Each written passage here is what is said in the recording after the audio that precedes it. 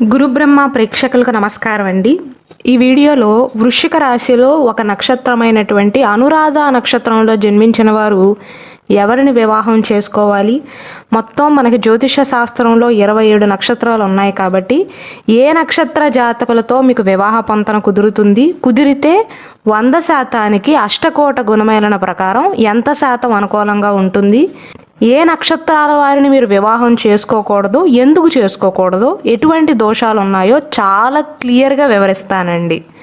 సాధారణంగా జ్యోతిష శాస్త్రం ప్రకారం వివాహ పొంతన అనేది ఎలా చూస్తారంటేనండి, అష్టకోట గుణమేళనం అని ఉంటుంది. అంటే పెళ్లి చేసుకోబోతున్న అమ్మాయి అబ్బాయి రాశి నక్షత్రాలు పాదాలను చూసుకుని అష్టకోటాలను చూస్తామండి. అష్ట అంటే 8 అని అర్థం.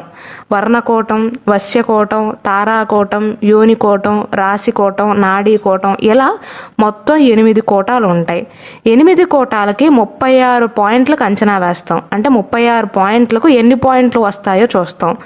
18 పాయింట్లు కానీ 18 పాయింట్ల కంటే ఎక్కువ వస్తేనే వివాహానికి అనుకూలం అండి.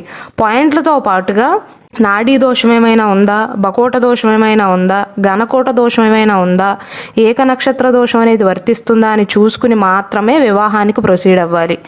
18 పాయింట్ల కంటే హాఫ్ పాయింట్ తక్కువ వచ్చినా సరే వివాహానికి సరిపోరండి. అంటే వారి ఇరువురికి వివాహం చేయకూడదు అని చెప్పేస్తాము. అంటే ఈ వీడియోలో అష్టకోట గుణమేళన ప్రకారం ఎన్ని పాయింట్లు వచ్చాయి, వాటితో పాటు ఏమైనా దోషాలు ఉన్నాయో లేవో కూడా వివరిస్తానండి. కాబట్టి దయచేసి ఈ వీడియోని చివరి దాకా చూడండి. ఈ వీడియోని కనుక అనురాధ నక్షత్ర జాతకులు చివరి దాకా చూసినట్లయితే వారి పెళ్లికి వారే పొంతన చూసుకోవచ్చు. అంత క్లియర్గా వివరిస్తాను. ఇక అసలు విషయానికి వస్తే ముందుగా వృశ్చిక రాశి అనురాధ నక్షత్రంలో జన్మించిన జాతకులు ఎవరిని వివాహం చేసుకోకూడదో చెప్పుకుని ఆ తర్వాత మీకు బెస్ట్ మ్యాచ్ ఎవరో చెప్తానండి. మీరు భరణి నక్షత్ర జాతకులను మాత్రం వివాహం చేసుకోకూడదండి. అనురాధ నక్షత్రంలో జన్మించిన స్త్రీలైనా పురుషులైనా సరే బయటికి కాస్త గంభీరంగా కనిపిస్తారేమో కానీ వీరి యోని లేడండి. అంటే చాలా సౌమ్యంగా ఉంటారు. కొన్నిసార్లు ఎప్పుడైనా కఠిన మాటలు మాట్లాడతారేమో కానీ మనసు మాత్రం మెత్తన. భరణి నక్షత్ర జాతకులకు కనుక వీరినిచ్చి వివాహం చేస్తే బద్ధ శత్రువులాగా ఉంటారండి. కాబట్టి భరణి నక్షత్ర జాతకులను అవాయిడ్ చేయండి. వారితో పాటుగా మృగశిర నక్షత్రంలోని 3, 4 పాదం, ఆరుద్ర నక్షత్ర జాతకులను, చిత్తా నక్షత్రంలోని 3, 4 పాదాల్లో జన్మించిన వారిని కూడా అవాయిడ్ చేయాల్సిందే. ఎందువలన అంటే బకోట దోషం సూచిస్తుందండి. బకోట దోషం ఉన్న అమ్మాయి అబ్బాయి కనుక వివాహం చేసుకున్నారనుకోండి, గొడవలు, మనస్పర్ధలు, విడిపోవటం కానీ, సంతాన సంబంధిత సమస్యలు రావటం కానీ ఇలాంటివి జరిగే ఆస్కారం ఉంటుంది. కాబట్టి వీరిని కూడా మీరు వివాహం చేసుకోకూడదు. అలాగే ఉత్తరాభాద్ర నక్షత్ర జాతకులను కూడా మీరు వివాహం చేసుకోకూడదండి. ఎందువలన అంటే ఏకనాడీ దోషం అనేది సూచిస్తుంది. జ్యోతిష శాస్త్రం ప్రకారం పెళ్లి చేసుకోబోతున్న అమ్మాయి అబ్బాయి నాడి సేమ్గా ఉండకూడదండి. మధ్యనాడి, అంత్యనాడి, ఆదినాడి అని ఉంటాయండి. నాడి సేమ్గా ఉండకూడదు. ఉత్తరాభాద్ర నక్షత్ర జాతకులు జన్మించిన నాడి మీది సేమ్. కాబట్టి మీకు వారికి సంతాన సంబంధిత సమస్యలు వచ్చే అవకాశాలు ఎక్కువగా ఉంటాయి.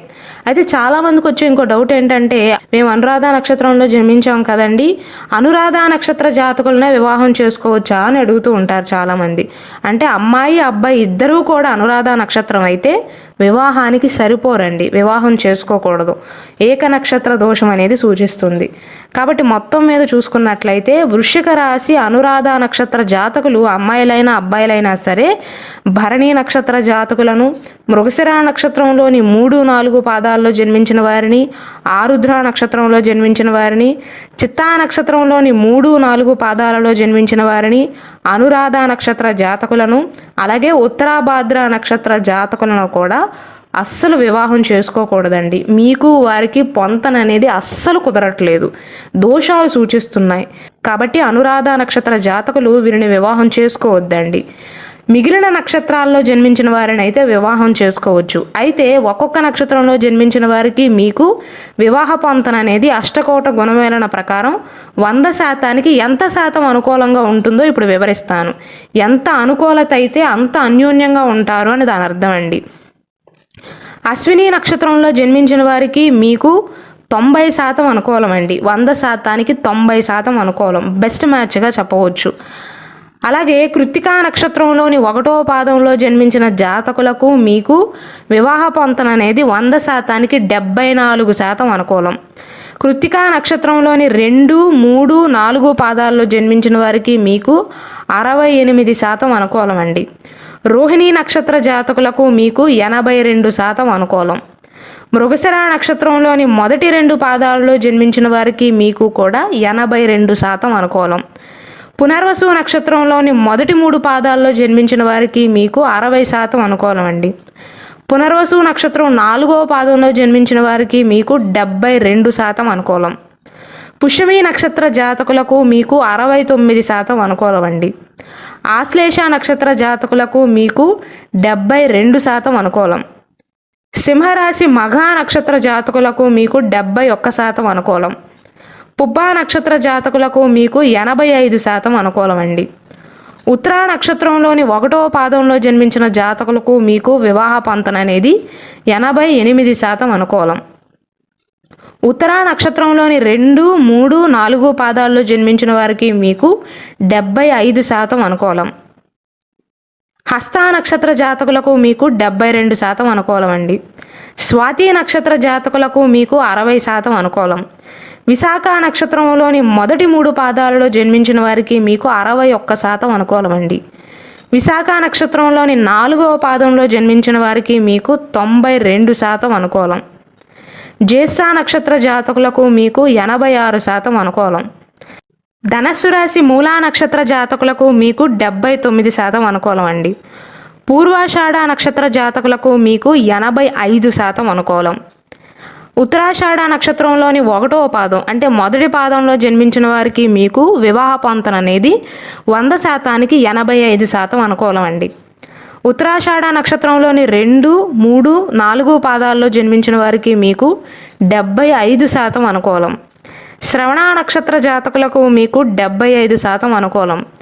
ధనిష్ఠ నక్షత్రంలోని మొదటి 2 పాదాల్లో జన్మించిన వారికి మీకు 58% అనుకూలం అండి.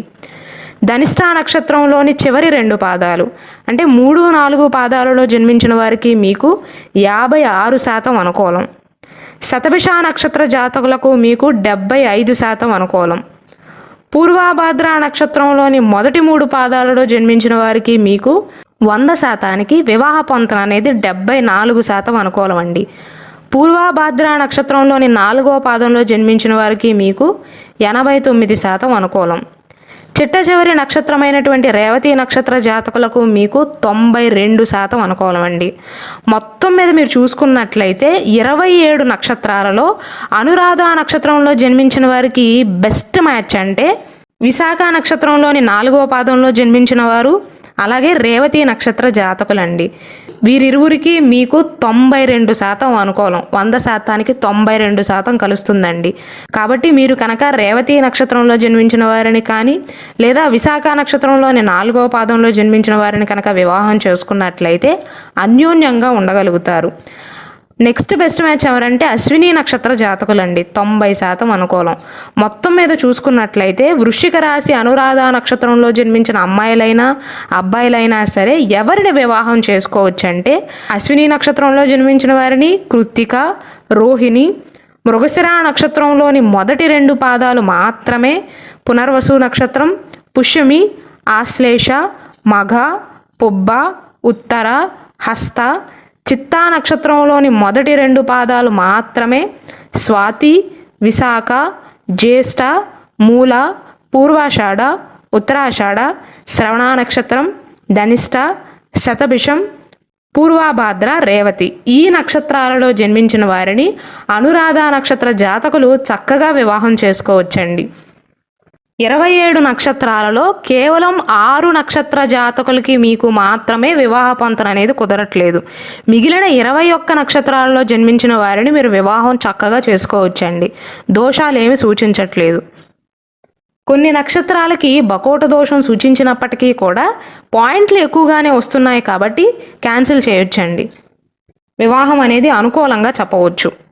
అలాగే మన గురుబ్రహ్మ ఛానల్లో అనురాధ నక్షత్రంలో జన్మించిన స్త్రీల స్వభావం గురించి, పురుషుల స్వభావం గురించి, అనురాధ నక్షత్రంలో జన్మించిన వారిలో ఉండే 7 రహస్యాల గురించి, వృశ్చిక రాశి వారు వారి జీవిత భాగస్వామితో అంటే వారి భార్యతో కానీ భర్తతో కానీ ఎలా ప్రవర్తిస్తారు అనే అంశం పైన, వృశ్చిక రాశిలో జన్మించిన స్త్రీల గురించి, పురుషుల గురించి, ఈ రాశిలో జన్మించిన వారి మంచి లక్షణాలతో పాటుగా చెడు లక్షణాల గురించి, ఏ లక్షణాలైతే ఇతరులకు వీరిలో నచ్చవో వాటి గురించి కూడా స్పెషల్ వీడియోస్ చేయడం జరిగిందండి. కాబట్టి దయచేసి వాటిని కూడా వీక్షించండి.